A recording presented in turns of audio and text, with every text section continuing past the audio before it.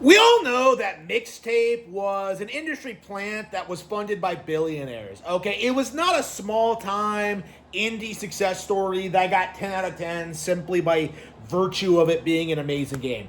It was something that was astroturfed and promoted by the industry in order to push social agendas onto people. Okay, a literal billionaire nepo baby produced this, and that's why IGN and every other major gaming outlet is kind of falling all over themselves to defend it, right? And this says a couple of things about the industry.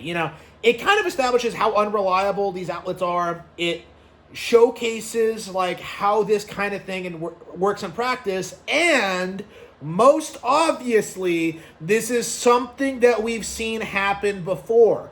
And it is high time that we acknowledge the reality of the situation is that in that games like The Last of Us, games like Expedition 33, and games like Baldur's Gate 3 are no different. The reason why these games were glazed so much was purely in order to push the message onto consumers, in order to try and make the industry woke, in order to try and subvert and destroy gamer culture, to make it more welcoming to evil, alien, woke activism. This is a very stereotypical example of that. The only thing that's really different about it is that like the industry has kind of rejected it. Like we're not seeing like what we saw with Baldur's Gate and Expedition 33, where this obviously woke, subversive, girl boss focused, RPG was glazed by the community, like to the detriment of other games. Like that Mixtape, like got released, was hyped up, was worshipped, was treated like the next big thing. And like immediately kind of fell flat on its face, because this is like the one thing that like a lot of these games can't get away with, is that they can't get away with not having gameplay, because that's the thing that's really getting to a lot of people when it comes to these games and when it comes to like their presentation. Because if you sell something like Expedition 33 to an audience that's never played an RPG before, that has no idea about the history of the genre or what else is out there, like, yeah, they're not going to realize that like the combat system is just ripped off from Mario and Luigi, and it just stole a bunch of plot points from like older obscure RPGs, right?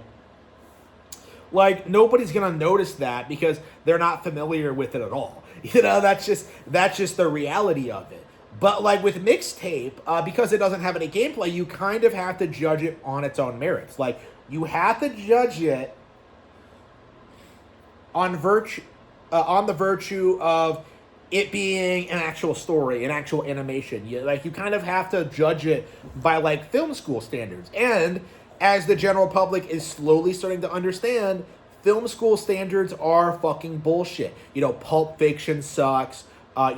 Film school sucks. Like the Oscars suck. Not even like the films that the film industry glazes are any good. Okay, that's the same industry that tried to argue that Will Smith was based for slapping Chris Rock, when the general public just was obviously like very much against it. That was obviously like completely unwarranted. But in the spur of the moment, the Oscars, they didn't know what to do. They had to defend their boy. They had to defend their golden goose, the Fresh Prince of Bel-Air. They had to protect Will Smith, but in the end, they had to relent. They had to just let Will Smith's career die. That's kind of what we're seeing with Mixtape, honestly. It's the same kind of thing where the industry is trying to utilize all their resources, all their credibility. They're throwing out 10 out of 10 scores. They're trying to say it's like the greatest game ever made to an audience that doesn't really trust them anymore, and honestly doesn't even really give a shit about what they're saying at all, unless it's like trying to downplay Nintendo. If a company, if a gaming journal tries to come out and says this random indie game is like the best ever made, nobody fucking believes that. The simple fact of the matter is indie games are not some new innovative thing anymore. They have their own industry, they have their own subculture, people are into different genres. The simple fact of the matter is people aren't impressed by something like this anymore. You can't gaslight people into thinking Braid is deep and profound because what if the princess didn't want to be rescued? That doesn't work. Like, that does not work. And it's something that, like, we really do have to, like, to bring up and talk about when it comes to just how games, how, like, gamer culture, like, this is the end result of just, like, glazing in the indie scene so much. Because so many people thought the indie scene was going to save us from the evil Xbox and PlayStation and, like, EA, that the indie scene would be, like, putting out, like, based, original, like, traditional video games. And that just hasn't happened. Like, the simple fact of the matter is, nobody is ever going to make games that are as good as what Nintendo is putting out right now. Okay? Like, nobody's even really close. And the refusal to acknowledge that, the refusal to admit that, like, you know, both Super Mario Bros. Wonder and Tears of the Kingdom, like, outperformed Baldur's Gate 3 and were way better games, you know, this is the end result of that. You know, this is what happens when you put too much stock into Game Awards, when you put too much stock into critic scores, when you actually pay attention to Metacritic. Like, you know, the industry will try to abuse those tools to promote their own bullshit. In this case, you know, glazing Mixtape in order to try and sell it as, like, one of the best games of the year. I would not be surprised if, like, the industry tries to push this as being as relevant and as competitive as, like, Grand Theft Auto 6. Because everyone, like, universally agrees that Grand Theft Auto 6 is, like, gonna win Game of the Year this year. And I feel like people are not exactly aware of how Game Awards are typically given out. Like, if Grand Theft Auto 6, if it isn't seen as being, like, the most progressive game on the ballot, if it's not something that's going to push, like, you know, the industry forward, if it's not going to benefit, like, the industry, like, they're not going to give it to it, you know? Like, people don't realize this, but, like, Grand Theft Auto has actually never won Game of the Year. Like, its entire claim to fame is that it's, like, the highest selling game ever, you know, with Grand Theft Auto 5, which, first of all, isn't even really true. But, like, second of all, like, that's the exact thing that, like, game journals don't want, is that they want to control what they sell to you. Like, Grand Theft Auto is very antithetical to what they want. And I feel like people are going to be very, very surprised when they see Mixtape get nominated for Game of the Year, when it wins Game of the Year over Grand Theft Auto 6. And just kind of takes away what Rockstar Babies thought was going to be, like, an easy W. Okay, what we're going to see is a slow, gradual decline of the Rockstar thing. Like, what we're going to see is more and more people are going to speak out about the reality of like, how corrupt the gaming journalism industry actually is. If they seriously try and push this idea that Mixtape is better than Grand Theft Auto 6, like, this is probably going to tank, like, the Game Awards' credibility forever, right? If they seriously go in that direction. And it really does look like they might try. At the very least, it might be a neck-and-neck thing, and they might seriously push this idea that, like, Mixtape is a competitor to Grand Theft Auto 6. Like, and it just goes to show you just how unreliable these shows actually are, how nobody cares about any of these games, how they're all going to get mogged by, like, random Nintendo games. Like, Grand Theft Auto 6 is going to be competing with a remake of Star Fox 64. You know, Star Fox outsold the $10 PlayStation eShop card on Amazon today. Like, people are going to be, like, very, very surprised with how well Star Fox does. I feel like people are just very, very, very much in denial about, like, what the current state of the industry looks like, and, like, what's going on, and, like, you know, like, how desperate, like, journalists are to push their nonsense. Like, even if Mixtape doesn't win Game of the Year, like, the simple fact of the matter is, this is the game that they tried pushing the hardest. You know, this is the one that they're, like, talking about and promoting over, like, the far superior Pocopia and Resident Evil Requiem.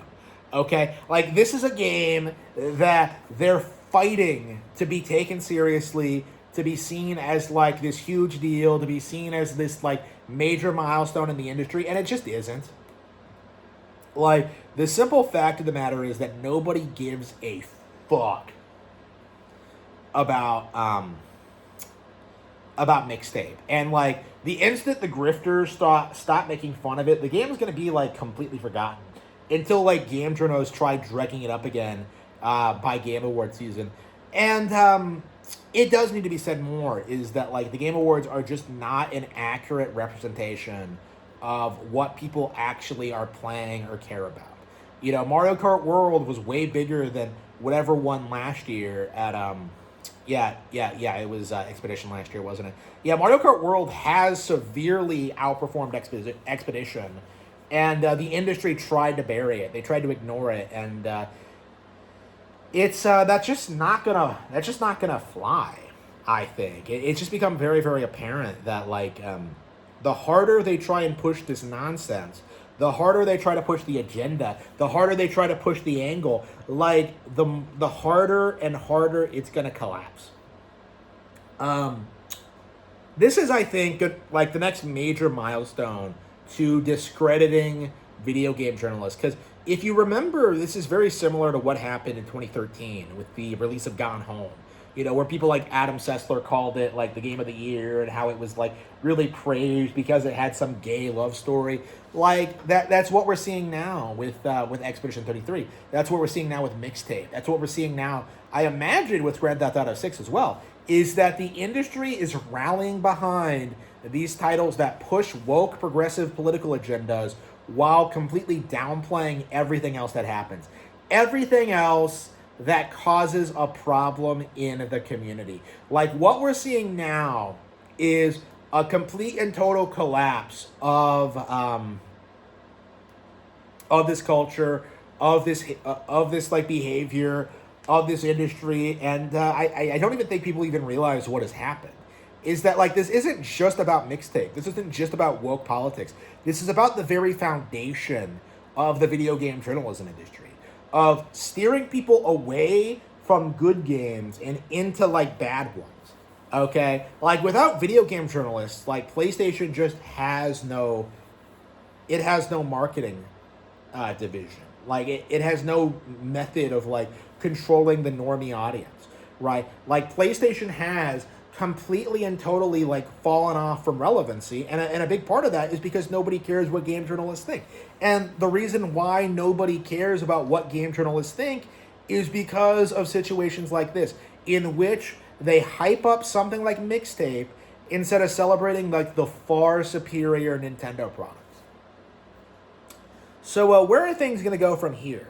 You know, we're going to have to see like what gets downplayed at this year's Game Awards, because I imagine this year we're going to continue this farce of pretending that like Nintendo isn't super competitive, and they put out nothing of value this year, and that Mixtape was great, that Grand Theft Auto 6 was great.